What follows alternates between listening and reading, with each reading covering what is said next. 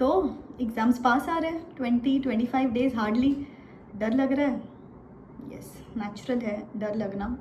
पर एक सीक्रेट बात बताओ बेटा, the major cause of failure in CA examinations is the fear of failure in itself. Because बेटा ये जो फियर ऑफ फेलियर है ना, ये इनडायरेक्टली आपसे ऐसी ऐसी चीज़ें करवाता है विच एक्चुअली कॉजेज फेलियर। मैं कुछ एग्जाम्पल्स देती हूँ आपको। जैसे कि नंबर 1 थिंग, आप ना ये डर के वजह से आप मॉक टेस्ट नहीं देते हो, पेपर्स नहीं देते हो in these last few days. जैसे कि फॉर एग्जांपल अगर आपने कोई पेपर दिया और अगर ऑडिट का पेपर दिया, आपको मिले 32 मार्क्स, फिर आप क्या बोलने लग जाते हो, अरे यार I am not capable, I don't think so I can give this attempt, या फिर I should give up this that. बेटा ज़रा सा कामली बैठ के एनालाइज करना कि जब आपको कम मार्क्स मिलते हैं तो is it the time to जज योर सेल्फ और is it the time to जज that paper? Is it the time to analyse your worth और is it the time to analyse your mistakes? बेटा अपन complicate करते चीज़ों को। Mock क्यों बोला जाता है उसको? Because it is given before the final exams ना।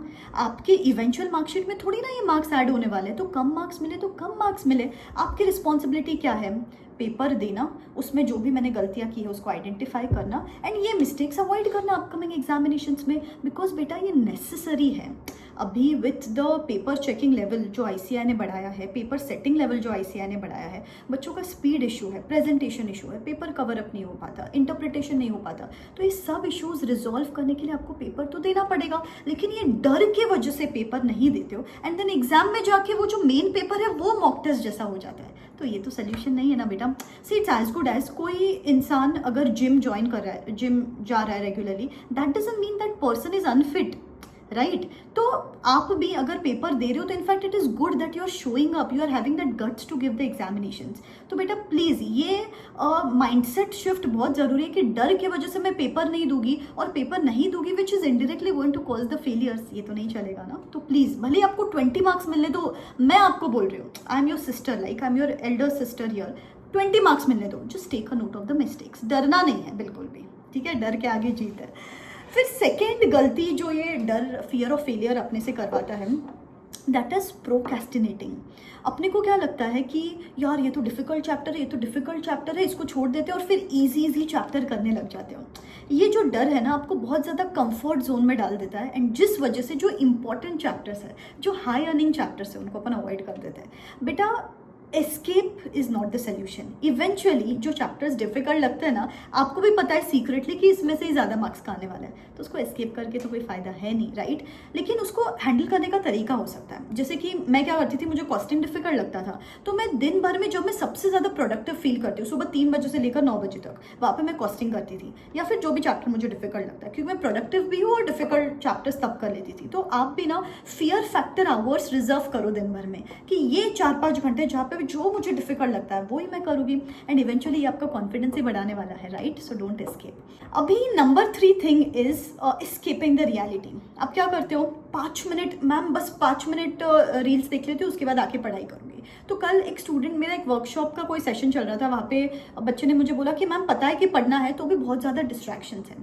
बिकॉज पता है आपका जो माइंड है ना, वो रियलिटी को अवॉइड करने की कोशिश करता है, वो रील्स के पीछे छुप रहा है। टेम्पररी तो आपको सेटिस्फैक्शन दे रहा है, लेकिन लॉन्ग टर्म में आपका प्रेशर पाइलअप हो रहा है बेटा, आपका सिलेबस पाइलअप हो रहा है। तो बेटा एस्केप करके या रियलिटी को अवॉइड करके सोल्यूशन नहीं है। This is the time to face the reality. चलो मेरा इतना सिलेबस बचा है, इतना RTP करना है, इतना MTP करना है, उसका चिट्ठा बना लो and act upon it. This is indirectly going to increase your marks, not escaping and not hiding behind those reels, ठीक है? फिर नंबर 4th गलती जो आप करते हो, दैट इज़ कंपैरिजन। मेरे फ्रेंड को 60 मार्क्स मिले मॉक में, या मेरे फ्रेंड के 3 रिविजन्स हो गए। अरे बेटा आपको पता है क्या, उन्होंने 3 readings for the sake of it भी की होगी या फिर खुद के रीडिंग्स बढ़ाने के लिए भी की होगी, और आप एक रीडिंग करके भी अच्छे से अटेम्प्ट करके आ सकते हो एग्जामिनेशंस में। इतने सारे टॉपर्स हैं जो 2 रीडिंग करके जाते हैं एग्जामिनेशंस के पहले, और इतने सारे फेलियर्स हैं जो 5 रीडिंग्स भी करके जाते हैं। So it all depends upon how you study. You have to run your own race, it is you versus you. Hibernate हो जाओ, किसी से बात करने की ज़रूरत नहीं, सिर्फ आप और आपकी पढ़ाई, किसी से कंपेरिजन करने की बात ही नहीं है यार बेसिकली। एंड द लास्ट गलती जो आप करते हो कि कुछ भी छोटी सी गलती हो गई तो आप सोचो गिव अप कर देते हैं। a bad chapter, a bad day, a bad concept, a bad paper can't decide your attempt. अरे बेटा, अगर सपोज कोई चीज़ नहीं याद आ रही है, कोई चीज़ आप नहीं सॉल्व कर पा रहे हो, आपको 100 मार्क्स चाहिए क्या? आपको चाहिए 50 मार्क्स? कोई चीज़ नहीं याद आई, इट इज़ ओके. कोई चीज़ नहीं सॉल्व करते हैं, इट इज़ ओके.